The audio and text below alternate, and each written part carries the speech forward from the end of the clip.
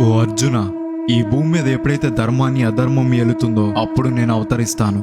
ఒకరోజు నారదముని మహర్షులందరూ వైకుంఠంలో ఉన్న విష్ణుని కలిసి కలి ప్రభావం వల్ల ప్రజలు పాపాలు చేస్తున్నారు, వారిని రక్షించాలని వేడుకుంటారు. అప్పుడు విష్ణువు గౌతమి ప్రవాహంలో చందనపు పేటికలో నౌకపురి చేరుకుని అక్కడ అవతరిస్తానని చెప్తాడు. కొంతకాలం తరువాత నౌకపురిలో చందనపు పెట్టి నదిలో కనిపిస్తుంది. దాన్ని బయటకు తీసి చూద్దాం అనుకుని దగ్గరికి వెళ్లేసరికి మాయమైపోయేది. ఒక రోజు ఆ ఊర్లో వృద్ధ బ్రాహ్మణుడి కల్లోకి విష్ణు వచ్చి, కలి ప్రభావం వల్ల మీరు నన్ను చూడలేకపోతున్నారు. తెల్లవారుజామున నది స్నానం చేసి మంగళ వాయిద్యాలతో నౌకలో నది మధ్యలోకి వెళ్తే గరుడ పక్షి వాలే చోటు ఆ పెట్టె కనిపిస్తుందని చెప్తాడు. విష్ణువు చెప్పినట్టే తర్వాత రోజు ఆ ఊర్లో వాళ్ళకి పెట్టె కనిపిస్తుంది. ఆ పెట్టి తెరిచి చూస్తే లక్ష్మీ సమేత విష్ణుమూర్తి కనిపిస్తాడు. ఇక్కడ ఒక ప్రత్యేకత ఉంది. స్వయంభు విగ్రహాలన్నీ శిలారూపంలో ఉంటే ఇక్కడ మాత్రం ఎర్ర చందనంతో చెక్కబడిన విగ్రహం ఉంటుంది. వేం అంటే పాపాలను, కటా అంటే పోగొట్టే వాడని అర్థం. ఈ రెండూ కలిపి వెంకటేశ్వరుడు అని పేరు పెట్టి నారదముని నౌకపురిలో గుడిని నిర్మించాడు. నౌక అంటే ఓడ. అలా కాలక్రమేణా నౌకపురి ఈ రోజు వాడపల్లిగా మారింది. ఏడుకొండల వెంకటేశ్వర స్వామి తిరుపతిలో ఉంటే